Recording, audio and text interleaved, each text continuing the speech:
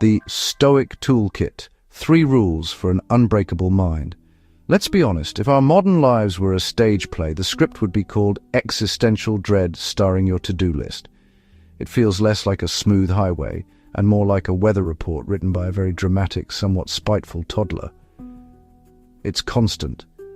The notifications, the news cycle, that sudden, paralyzing fear that you left the stove on 3 cities ago. We spend so much of our energy trying to control the outer weather. We obsess over the stock market, the critics, the client's baffling request, or the opinions of strangers who live 4,000 miles away and whose profile picture is an avocado. And what happens? We become a stressed-out, tightly wound, neurotic mess. But hidden beneath the rubble of ancient Rome, and conveniently also on page 3 of a rather dusty book called The Enchiridion, there's a secret, elegant toolkit, a psychological fortress built not from stone but from sheer, beautiful logic. It's a philosophy that teaches you how to be calmly, majestically unbothered. We aren't here to talk about suppressing emotion, that's just bottling up a tempest. We are here to talk about control, specifically commanding your response to the chaos. This is the Stoic Toolkit. 3 surprisingly simple rules for building an unbreakable mind. Tool 1, the inner circle and the cosmos. The first tool is deceptively simple. It's the easiest to grasp and yet the hardest to apply consistently. It comes from Epictetus, who was, frankly, the first great psychological minimalist. Epictetus was a slave who, after being freed, realized something profound. The only true freedom lies in what you choose to care about. He asks you to divide the entire messy universe into 2 simple circles. Imagine you're drawing them now. The inner circle, that's you. That's your effort, your attitude, your judgments, your character, and the quality of the work you put in. That, my friend, is yours. You own the deed, the key, and the root password. Nobody can touch it unless you grant them permission. Then there is the great, sprawling, magnificent, and utterly indifferent cosmos. That's the traffic jam, the sudden rain, the rude commenter, whether your boss is having a good hair day, or whether the universe decides to bless your venture. It belongs to the giant, beautiful, random forces of fate. The rule is this: you only stress about things in the inner circle. If it falls into the cosmos, you are forbidden from wasting a single neuron on it. Think about it. You wouldn't stand on the beach and yell at the tide, demanding that it recede faster, would you? So why are you yelling at your email inbox, demanding that the people on the other side finally act reasonably? It is a radical act of self-care to look at a problem and ask, is this mine?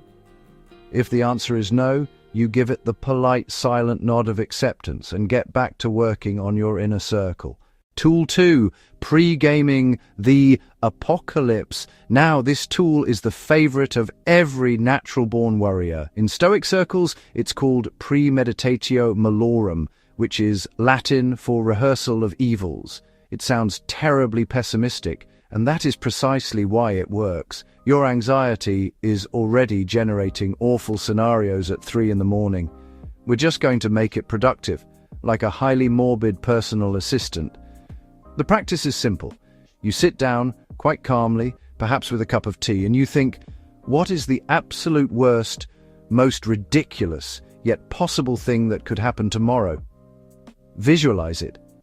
You lose your job, you accidentally send a deeply embarrassing email to the CEO.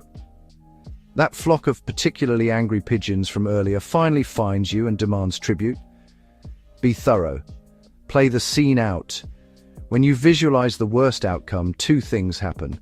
First, the real world rarely lives up to your imagination's dramatic blockbuster potential.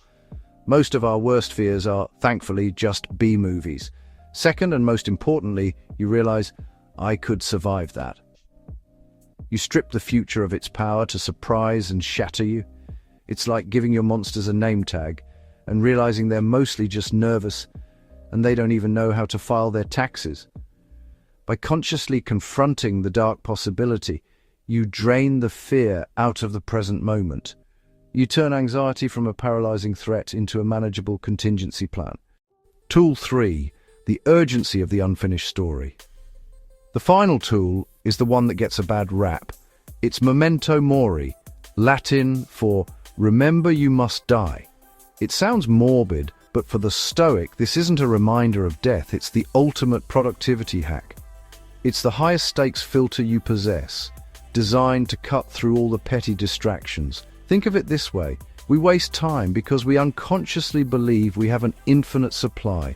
We spend hours scrolling, arguing, procrastinating, activities that feel urgent but are, in fact, utterly trivial. The Stoic practice is to ask yourself, quite seriously, if you knew you only had 1 week left, 1 day left, or perhaps just 1 truly high-quality hour left, would you spend it arguing over the correct temperature of the office, or would you be polishing the thing that matters? This realization, the finite nature of your own story, is the constant, gentle pressure that nudges you off the sofa and toward the unfinished masterpiece you were meant to create. It forces you to take the energy you saved by ignoring the cosmos and preparing for disaster, and invest it wholly in your inner circle. Stop trying to control the wind. Start commanding the set of your sail. Memento mori is not about fearing the dark. It's about using the darkness as a backdrop to make the light of your actions shine brilliantly. Conclusion. So there you have it. The Stoic toolkit is monumentally powerful. You filter using the dichotomy of control, you prepare employing premeditatio malorum, and you act leveraging memento mori to invest your precious time. You don't eliminate the chaos. That's impossible. Life will always throw wrenches and rude emails at you, but you stop being a frantic participant in that chaos. Instead, you build an inner fortress so elegant and so robust that the chaos can politely knock on the walls, but it can never, ever get in.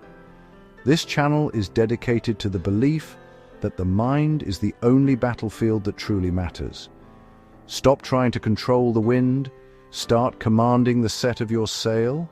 That, friends, is the definition of an unbreakable mind.